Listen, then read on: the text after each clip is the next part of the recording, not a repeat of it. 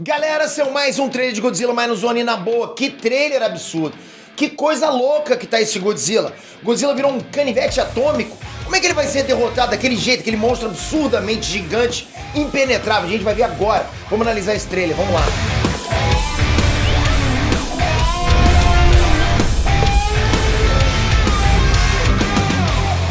Inestran Spectre aqui. Galera, não escondo que, pô, desde que o primeiro trailer foi lançado do Godzilla Minus One, eu fiquei empolgado, desde que eu vi aquele trailer pela primeira vez. Porque, infelizmente, eu tenho que dizer que o Godzilla do Monstroverso deixou a gente mal acostumado. A gente vê aquele Godzilla lutando e, pô, pelo fato dele ser visto como um herói, aquele Godzilla do Monstroverso um herói, a gente esquece que cada prédio daqueles que ele derruba tá cheio de gente, concorda? Ele tá matando um monte de gente. Mas com esse aqui não tem conversa. Esse agora, o Godzilla, não sei se eu posso falar Godzilla japonês, porque Godzilla é japonês mesmo. Mas esse Godzilla tá diferente, entende?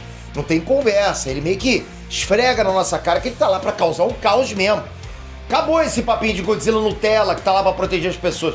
Não é, Godzilla pode ser força da natureza? Pode, mas força da natureza pode devastar geral. Mas pode ser que esse novo trailer tenha mostrado exatamente como que ele vai ser derrotado. Vamos ver isso agora, assim que vocês mandarem aquele like, só vocês conseguem brigar de coração por like. Não esquece sempre, deixo sempre aqui embaixo os links do IBEST pra vocês darem aquela empurradinha pra gente. Estão participando, não acabou, falta pouco pra acabar. Esperança última que morre, vai que algum de vocês agora queiram dar um votinho pra gente aqui. Obrigado, galera, vamos lá. Galera, vamos lá, o trailer em si não mostrou tantas novidades em quantidade, mas as poucas coisas que esse trailer mostrou pra gente, talvez, de repente, pode ter entregue pra gente como é que as forças armadas do Japão vão lidar com essa grande ameaça. Porque, pô, você olha aquele bicho, aquele monstro gigante andando, meio que em câmera lenta, né, pô, devastando tudo, você pensa, como, cara? O monstro é resistente à bomba atômica, não tem arma que possa matar aquilo. Mas vai soltar uma bomba atômica pra quê? Pra arranhar o bicho lá e devastar toda a cidade? Devastar tudo? É complicado, entende? A gente tem que lembrar que o cenário de aparição desse Godzilla é simplesmente o pós-guerra, né? Onde o Japão foi derrotado, ou seja, é o pior cenário possível, porque como o Japão tava no lado perdedor da guerra, ele nem vai ter força para enfrentar o Godzilla, como também não vai ter apoio do Ocidente. Porque pro Ocidente o Japão ainda seria visto como inimigo.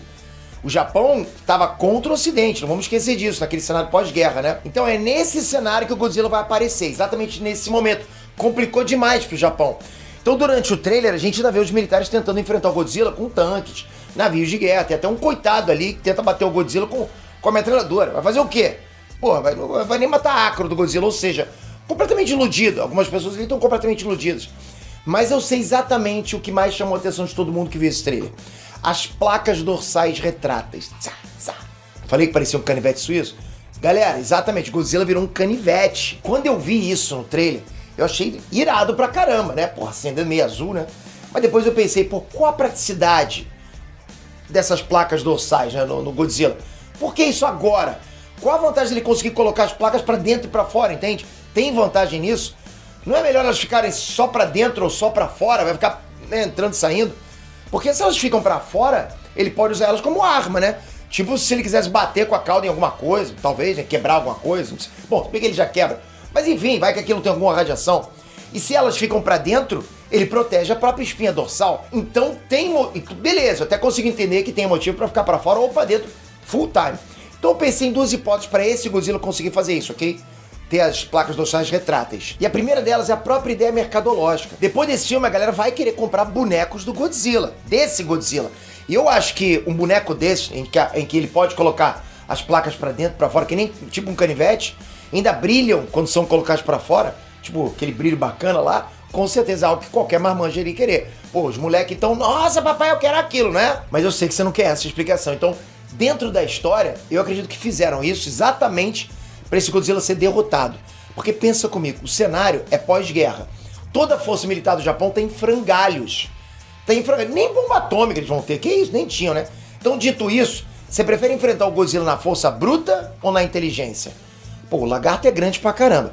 Mas eu acho que mais inteligente que ele, eu sou. Do que o Godzilla, eu acho que eu sou, pô, na boa, galera. Nos filmes antigos do Godzilla, ele foi derrotado exatamente por uma arma chamada Oxygen Destroyer, que era, naquele momento, a única arma que era capaz de destruir o Godzilla.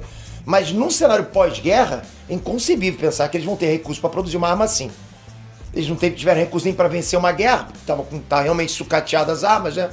Imagina para vencer um monstro como o Godzilla. Mas daí quando eu vi aquelas placas saindo brilhando em azul, eu não tive como não lembrar de um outro filme. Independence Day.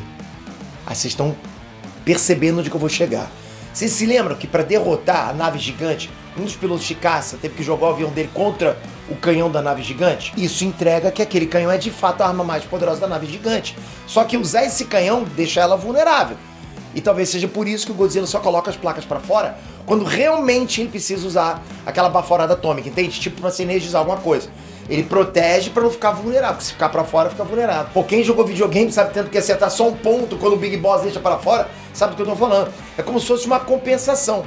Pra usar o maior poder dele, isso tem que ter um preço, que é ficar vulnerável. Então por essa linha de raciocínio, ok, galera? Se a gente seguir essa linha de raciocínio, talvez as placas dorsais fiquem dentro do corpo dele para que ele consiga acumular energia. Então tá lá dentro do corpo dele e ele acumulando energia até que ele seja capaz de usar essa energia que ele acumulou. Quando ele precisa usar, ele abre a cavidade das costas dele e coloca elas para fora para ele poder tirar essa energia, soltar essa energia, entende? Canalizá-la de alguma forma. Mas as placas não são exatamente uma extensão da espinha dorsal do Godzilla? Não é algo que tá desconectado, né, do Godzilla, tá nele. O que acontece se uma dessas placas quebrar enquanto ela estiver carregada? Tá dentro do corpo dele carregando. Botou pra fora, tá carregada pra caramba.